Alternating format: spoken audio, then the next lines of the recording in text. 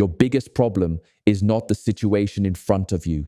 It is the version of you that keeps meeting that same situation with the same weak thinking, the same emotional reaction, and the same old fear. Until that inner version shifts, life will keep repeating the lesson in different forms. What if what you call a mountain is not even the real mountain? What if the real mountain is the mind that keeps overthinking, the heart that keeps reacting too fast, the body that keeps escaping discomfort, and the old story inside you that whispers, "This is too much. You cannot handle this. You will not change." Listen closely. Before you ask another person for answers, before you search for another shortcut, before you promise yourself again that you will start tomorrow, understand this. Problems do not defeat people in one moment. They enter quietly through small cracks, through confusion, through reaction, through habits that were never trained, through a mind that cannot stay still with discomfort, through a heart that mixes attachment with love, through a body that only knows comfort but forgets endurance. And slowly, the person starts believing life is against them. But life is not always against you. Sometimes life is simply exposing where you are unprepared. Stay with this. Watch this carefully, because this is where change begins. Problems do not break you suddenly. They slip in quietly. They enter through weak routines, unguarded thoughts, emotional impulses, and repeated avoidance. One small escape becomes a pattern. One small reaction becomes a habit. One ignored truth becomes a lifestyle. And then the person starts thinking they are unlucky or cursed or stuck. But it is not that. It is repetition. It is untrained response. It is a mind that has never learned to pause. Think about it. How many times did you react too fast and regret later? How many times did fear speak before wisdom? How many times did you lose peace, not because of the problem itself, but because your mind kept replaying it again and again? The mind becomes noisy. It jumps from fear to memory, from desire to regret, from imagination to shame. And in that noise, everything looks bigger than it is. A delay becomes failure. A silence becomes rejection. A mistake becomes identity. But none of this is truth. It is interpretation. And if you keep feeding that interpretation, it becomes your reality. Watch closely, because this is where most people stay trapped without even realizing it. The first pillar that changes everything is stillness. Not running away, not ignoring life, not pretending nothing hurts. Real stillness is the ability to stay present when everything inside you wants to escape, react, or collapse. It is the power to pause between emotion and action. That small pause is where your freedom lives. Most people never enter it. They feel anger and become anger. They feel fear and become fear. They feel loneliness and run straight back to what hurt them before. But stillness changes that pattern. It lets you see before you respond. It gives you space to choose instead of being pulled. And here is the truth most people miss. Calm people are not people without problems. They are people who stopped obeying every mental storm. Even in pressure, they breathe. Even in pain, they think. Even in fear, they do not abandon themselves. This is not weakness. It is control. It is power. It takes more strength to stay quiet than to react, more strength to walk away than to fight useless battles, more strength to sit with discomfort than to escape into distraction. Stay with this idea, because this is where you start becoming different from your old self. Stillness is trained, not wished for. You cannot live in noise all day and expect peace at night. If your attention is scattered, your life will be scattered. Wherever your attention goes, your energy follows. And where your energy goes, your habits grow. That is how character is formed, slowly, silently, every single day. So you must learn to guard your attention. Sit without reaching for anything. No phone, no distraction, just breath and awareness. At first, your mind will resist. It will create thoughts, memories, fears, random stories. That is normal. Do not fight it. Do not follow it. Just observe it. This is where power returns, because you are no longer inside the thought, you are watching it. And watching creates distance. That distance is everything. It means you are not your fear. You are not your emotion. You are not your past reaction. You are the one who notices. And once you become the observer, you stop being controlled so easily. So pause more, respond less, think longer, react slower, and you will notice something powerful starting to change inside you. The real practice is not about feeling calm right away. It is about stopping the habit of running away from what is already inside you. A person who cannot sit alone with their own thoughts will always depend on outside noise just to avoid themselves, and the world is very ready to provide that noise. It sells speed, it sells distraction, it sells comparison, it gives you a new desire in the morning and a new insecurity at night. And if you are not careful, you start living inside that cycle without noticing. But real wisdom begins the moment you say, "No, I will not abandon myself anymore." Stay with this thought for a second, because this is where everything shifts. Stillness brings you back to breath, back to body, back to this exact moment, back to what is actually happening instead of what the mind is imagining. And when you become present, something surprising happens. Your problems start to change shape. Some are still real, yes. Some still need action, courage, and responsibility. But many lose their exaggerated weight because you stop feeding them with fear and imagination. In reality, it might be one stone. In the mind, it becomes a whole collapsing mountain range. Stillness removes the extra weight. Stay here, don't skip this part, because this is where clarity begins to open. The second pillar is discipline, and many people misunderstand it from the start. They think discipline means punishment. They think it means pressure, restriction, or living without joy. But real discipline is something very different. It is love that becomes consistent. It is care that becomes structured. It is the way you show yourself that your future is not optional. Discipline is the bridge between what you know and what you actually become. Without it, knowledge stays in the mind like entertainment. You feel inspired for a moment, you agree with everything, you even promise change inside yourself. But then the next day arrives and the same habit returns, the same comfort pulls, the same weakness speaks, and you follow it again. That is how knowledge stays unformed. Discipline is what makes wisdom real. Everything in your life is shaped by repetition, not by intention alone, not by words, not by emotions. Repetition is what builds identity. If you repeat avoidance, you become avoidance. If you repeat excuses, you become skilled in excuses. If you repeat discipline, you become strong in discipline. If you repeat courage, courage becomes natural. And here is the truth many miss. You are always training something every single day. The only question is what you are training without realizing it.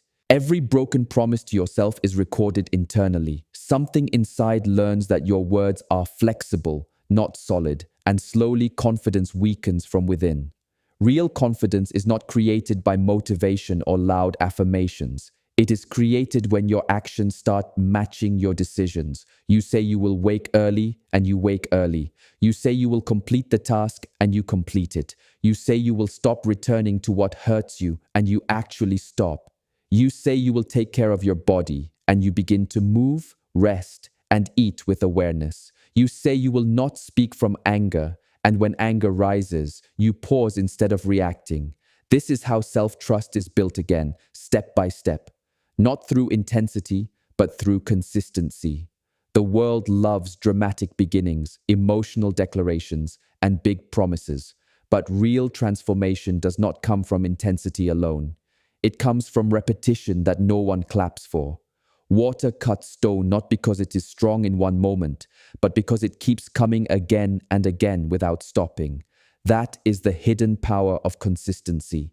Stay with this idea because this is where real change starts to feel possible. Discipline lives inside the ordinary moments, not the rare ones, not the emotional highs, but the small daily actions that seem insignificant. How you wake up when no one is watching, how you speak when you are tired, how you behave when boredom shows up, how you respond when stress enters your system, how you treat people who cannot give you anything in return.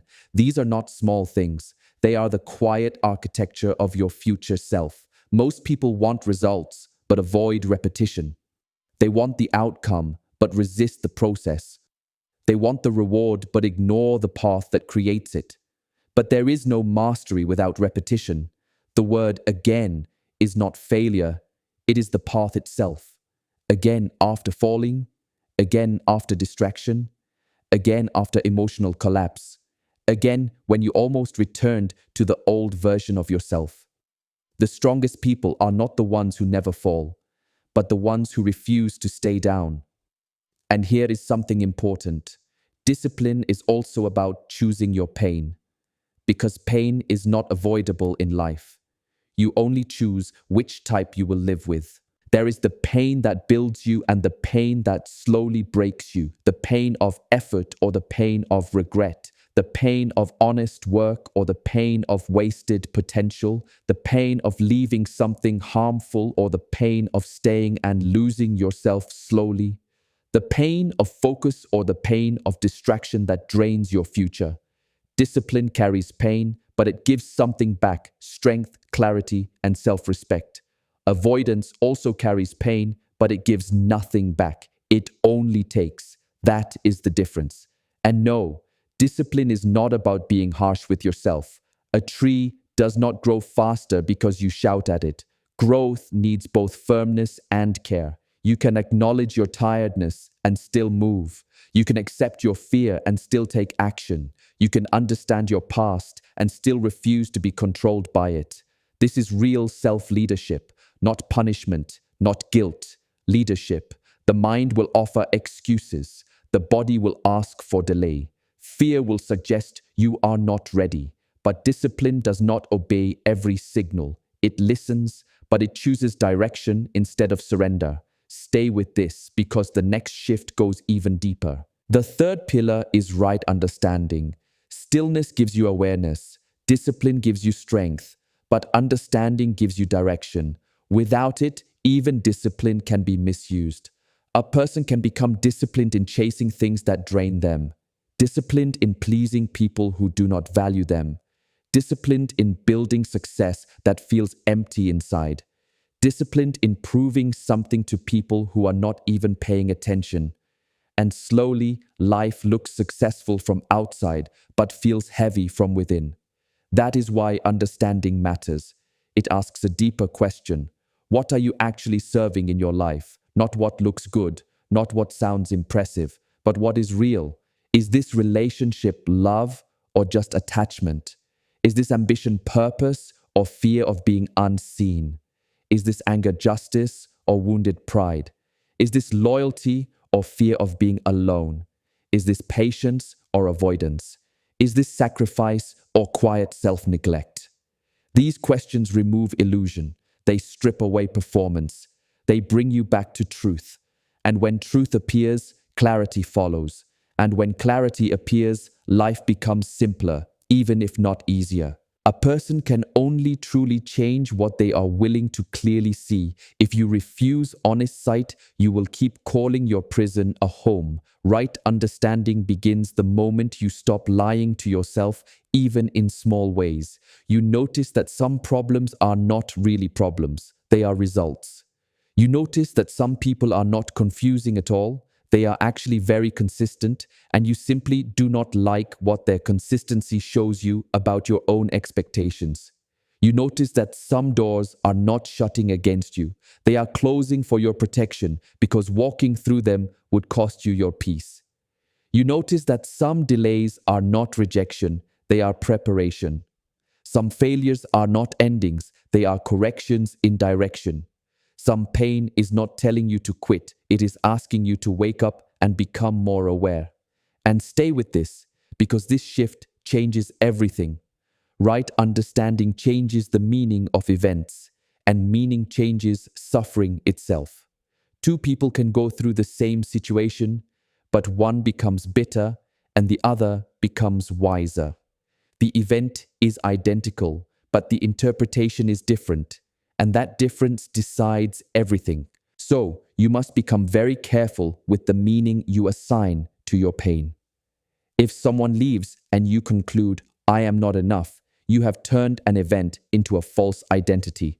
If you fail and decide, I am a failure, you have mixed one outcome with your entire existence. If someone criticizes you and you immediately go into defense against everything, you have handed your ego the steering wheel.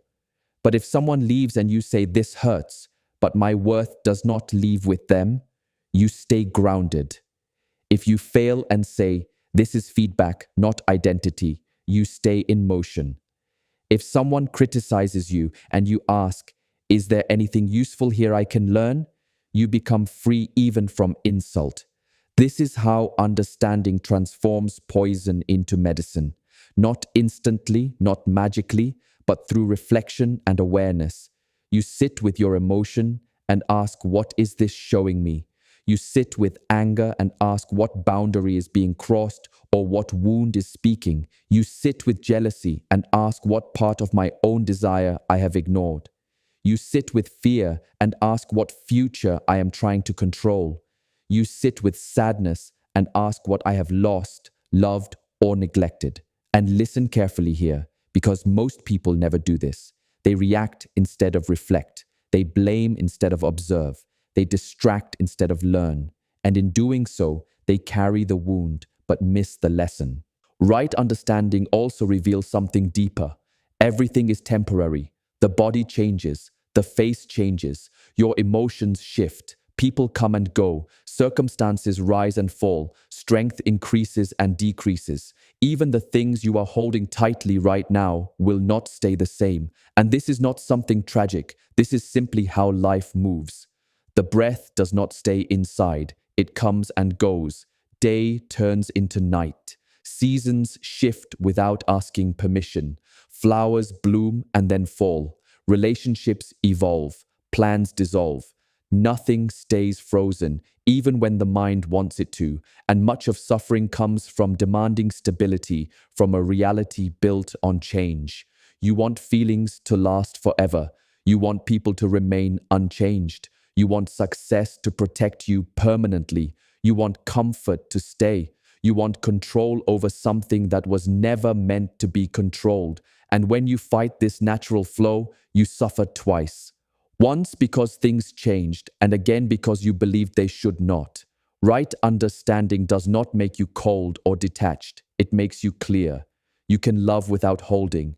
You can care without clinging. You can work fully without worshipping outcomes. You can build something while knowing it is not permanent. And this brings a quiet peace, not the peace of having everything fixed, but the peace of no longer needing life to obey your expectations. Stay with this. It is deeper than it sounds. A person who understands impermanence becomes naturally grateful. He does not postpone appreciation. He does not assume people will always be there. He does not treat time like it is unlimited. He does not waste moments in small resentment as if life has endless pages. He wakes up and notices the simple things, the air, the morning, the small interactions. He becomes more present, more honest, more aware. He stops waiting for a perfect future before respecting the present. Right understanding also separates control from responsibility. You cannot control everything. You cannot control who misunderstands you. You cannot control who stays or leaves. You cannot control every outcome or every timing. You cannot control the past or the inner world of others, but you are fully responsible for your response. You are responsible for your actions, your attention, your habits, your words, your boundaries, and your reactions. Most people suffer because they try to control what is not theirs and ignore what is. They try to control others but cannot control their own tongue. They try to control outcomes but cannot control their attention. They try to control perception but cannot control their daily behavior. This is inverted living, and it creates constant frustration. The moment you flip it, something changes. You release what is not yours to carry, and you take responsibility for what actually is. That is where real freedom begins. Now see how these three pillars work together in real life. A problem appears, Maybe someone disrespects you. Stillness says pause, do not become the reaction.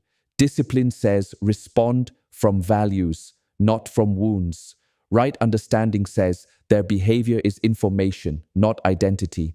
Now the situation becomes practice instead of chaos, or maybe you lose an opportunity. Stillness says breathe, do not panic. Discipline says review, learn, continue. Right understanding says loss can be redirection or preparation. Now loss becomes training, or maybe loneliness shows up. Stillness says sit with it instead of escaping. Discipline says do not run back to what harms you just to avoid silence. Right understanding says loneliness is not proof of being unloved. It may be a call to return to yourself. Now loneliness becomes a teacher, or maybe you fail again. Stillness says do not turn it into identity. Discipline says adjust and try again. Right understanding says repeated failure with awareness becomes learning. Now failure becomes material for growth. This is the shift. Life does not become easier first. You become stronger first. And slowly, you stop living as a reaction to life and start living as someone who understands it. A person can only change what they are willing to clearly see. If you refuse to see reality as it is, you will keep calling your own limitation a home. Right understanding starts with fearless observation. You begin to notice that some problems are not truly problems. They are outcomes of choices, habits, and patterns. You begin to see that some people are not confusing at all. They are consistent, and you simply resist what their consistency reflects back to you. You notice that some doors are not shutting against you. They are closing in your favor because walking through them would have taken you away from your peace. You notice that some delays are not rejection. They are preparation periods. Some failures are not final endings. They are corrections in direction. Some pain is not a signal to quit. It is a signal to become more aware, more conscious, more awake. Stay with this idea because it changes the way everything feels inside you. Right understanding changes meaning, and meaning changes suffering. Two people can go through the same event but end up in completely different inner worlds. One becomes bitter, the other becomes wiser. The situation is identical, but the interpretation is different, and that difference decides the entire emotional future. So be careful with the meaning you assign to your pain. If someone leaves and you decide, I am worthless, you have turned an experience into an identity. If you fail and decide, I am a failure, you have confused one result with your entire existence. If someone criticizes you and you immediately build walls and defense, you have allowed ego to take control. But if someone leaves and you say, this hurts, but my value remains intact, you stay grounded. If you fail and say, this is data, not identity, you remain in motion. If someone criticizes you and you ask, what is useful here for my growth, you become free even from insult. This is how understanding slowly turns poison into medicine, not instantly, but through reflection and awareness over time. Sit with your emotions instead of escaping them. Ask what they are trying to show you. Sit with anger and ask what boundary was crossed or what wound is being touched. Sit with jealousy and ask what desire inside you has been ignored or delayed. Sit with fear and ask what future you are trying to control too tightly. Sit with sadness and ask what you have lost, what you have loved, or what you have not processed yet. But most people do not do this. They react, they escape, they distract themselves, they bury the message and carry the wound forward, and then they wonder why nothing changes inside them. Right understanding also brings awareness of impermanence. Everything changes, the body changes, emotions change, people change, situations rise and fall, strength comes and goes, nothing stays fixed, even if the mind demands it. And much suffering comes from expecting permanence in a world built on change. You want feelings to stay forever. You want people to remain the same. You want success to protect you permanently. You want comfort to never end. But life moves. Breath comes and goes. Days shift into nights. Seasons turn without asking permission. When you resist this natural flow, you suffer twice. once because change happened, and again because you believed it should not have. Right understanding does not make you cold. It makes you clear. You can love deeply without possession. You can work fully without obsession over results. You can care without losing yourself. You can build without demanding permanence from anything you build. And this brings a quiet strength, not the peace of controlling life, but the peace of no longer needing life to obey you. A person who understands impermanence becomes more grateful. He does not postpone appreciation. He does not assume people will always be there. He does not waste time in meaningless resentment. He becomes more present, more aware, more honest in small moments. He sees value in simple things again. Right understanding also separates control from responsibility. You cannot control everything. You cannot control people, outcomes, timing, or the past. But you are fully responsible for your response, your habits, your attention, your words, your discipline, and your inner direction. Most suffering comes from trying to control what is not yours and neglecting what is. You try to control others, but cannot control your own reactions. You try to control outcomes, but cannot control your focus. You try to control how you are perceived, but cannot control how you live. Turn this around. Release what is not yours. Take ownership of what is. This is where freedom begins. Now see how everything connects. Stillness tells you to pause when emotion rises. Discipline tells you to act according to values, not impulse. Right understanding tells you what the situation truly is, not what fear says it is. So a problem appears and someone disrespects you. Stillness says, do not react immediately. Discipline says, respond with control, not emotion. Understanding says, this is their behavior, not my identity. Now the situation becomes clarity instead of chaos. You lose something. Stillness says breathe and stay present. Discipline says learn, adjust, continue. Understanding says this is redirection, not destruction. You feel lonely. Stillness says sit with it instead of escaping. Discipline says do not return to what harms you just to avoid silence. Understanding says loneliness is not proof of worthlessness. It is an invitation to reconnect with yourself. You fail again. Stillness says do not collapse into identity. Discipline says stand up again. Understanding says repeated failure with awareness becomes skill. And slowly you stop being controlled by events and start becoming someone who understands them.